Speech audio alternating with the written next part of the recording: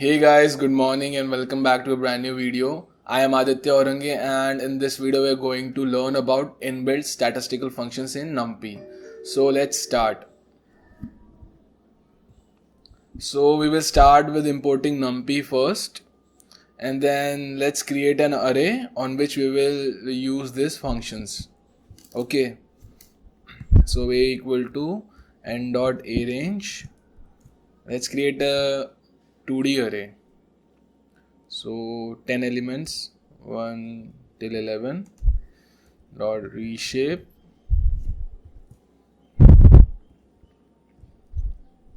two comma 5. So now I've created a 2 by 5 2D array. So what functions we have? NumPy has a lot of functions and of which we will see a few which are most commonly used. Let's see, we have a set of data and now we have to find a maximum value inside that set of data. So we can use maximum function which is present in NumPy. So how we will use that? Normally we will write print also, print everything inside this, whatever we want to display. Now I've been teaching in interactive mode where we don't have to use print, we can directly write the expression, but normally you should write print and then inside that expression. So the expression is n dot max. This is the function in which I am passing my array. So it will give me maximum value present in the data set, which is 10. Similarly, I can find minimum value too. So n dot minimum, this is my function. Inside my function I am passing my data set A. So minimum value is A. In the previous video we also learned about a new property which is axis. So axis does what? It finds value around an axis. So x axis or y means row wise or column wise. See, similarly we can do here, we can find these values row wise or column wise. So let's find the maximum value row wise. Okay, so for that what we will use? Axis value. So horizontally we want to find row wise, that means 1. So n dot max, I will give my set, data set, and axis value equal to 1. So 1 means horizontal, row wise. So it gave me two values. So my data set is this, 1 to 5 one row, 6 to 10 another row. Okay, so first value correspond to maximum value in first row and second value correspond to maximum value in second row. Similarly, I can find column wise maximum value too. So there I will have to give axis value as 0. So now I get 5 values as I have 5 columns for one value for each column.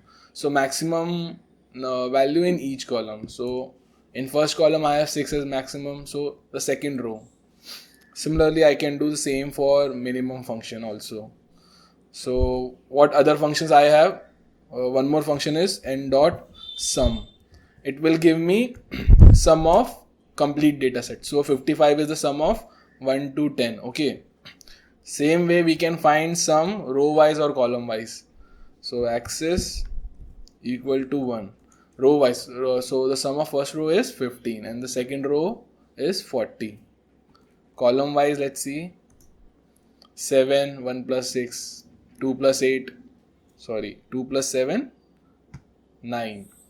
So other function is product also. There is product, P-R-O-D, prod, and we give A. So product of all 10 values, 1 into 2 into 3 into 4 into 5 into. Same way column wise and row wise. Axis equal to 0 will give column wise. So 1 into 6, 6, 2 into 7, 14. And let's see row wise, 120, 1 into 1 till 5 and 30240 for second row. So this was product and before that we saw sum. Now there is also cumulative sum and cumulative product. Let's see that. Cum sum, we pass A. So cumulative means 1 by 1, means for, let's see, first value is 1 in the data set also. Okay, So data set first value is 1, so sum till that value is 1 only, because that's the first value. Second value is 2, so sum till second value from the beginning is 1 plus 2, which is 3. And sum till third value, which is 1 plus 2 plus 3, 6. Similarly, sum till last value, which is sum of all the values. So cumulative sum. Same way we can find it column wise and row wise. Let's see if we can find it or not. So column wise, first row will be same as it is. Second row will be sum of values in columns. So 1 plus 6, which is 7. 2 plus 7, which is 9. Okay. And row wise, so one here the sum starts again from the second row. So 6 last time in whole, like in the without giving access, where we were finding some value for cumulative sum for whole array, the sum was carry forward from the fifth value to the sixth value. Here the sixth value is the starting point in the second row. So 1, then 1 plus 2, 3, same 6, then 6 plus 7, 13. So row wise cumulative sum. Now there's also cumulative product. Same way, product till the current value from the beginning. So cumulative product A. So 1 is 1, then 2, 2 into 1, 2, then 1 into 2, 2 into 3, 6. So here we have 6. Then 6 into 4, 24. Cumulative sum. Or it could be factorial also. You can see it as factorial. So next we can use is one more function, square root of each element. How can we find? N dot sqrt a. So square root of 1 is 1, 2 is 1.414, 3 is 1.73, 4 is 2. So square root, same way we can find a lot of functions. So now you know how we can apply this function and use it. Now there are trigonometric functions also. So n dot sine. So sine value of each element. So sine of 1 is 0.841. Sine of 2 is 0.90.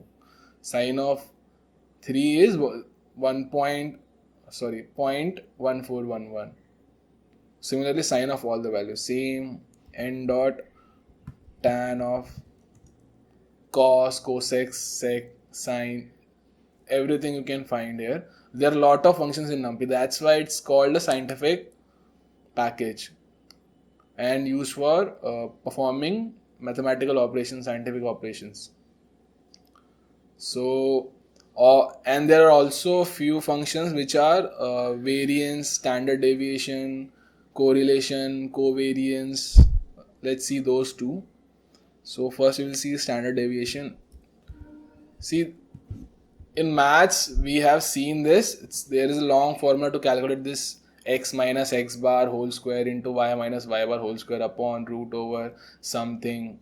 So instead of applying that formula in programming, we can import NumPy and use the formula, use the ready-made function. So that's how it makes our life easy. So standard deviation of all those 10 values is this. So x is our data set. Values of x are in A, which is our data set, and we have found the standard deviation for our data set. N dot variance. Same simple formula we have to apply. Same way we can do for column wise and row wise. So if we do row wise, standard deviation of first 5 elements in first row, and standard deviation we will get 2 values. So let's do it. X is equal to 1. So 2 values, both standard variance for each row. So that value you can calculate by cross checking with the formula. So that I'm not going to do here. We'll have to calculate it. So n dot COV is for covariance. So covariance matrix is this. Okay, so same way you can apply row wise, column wise. So I hope you guys learned something new, And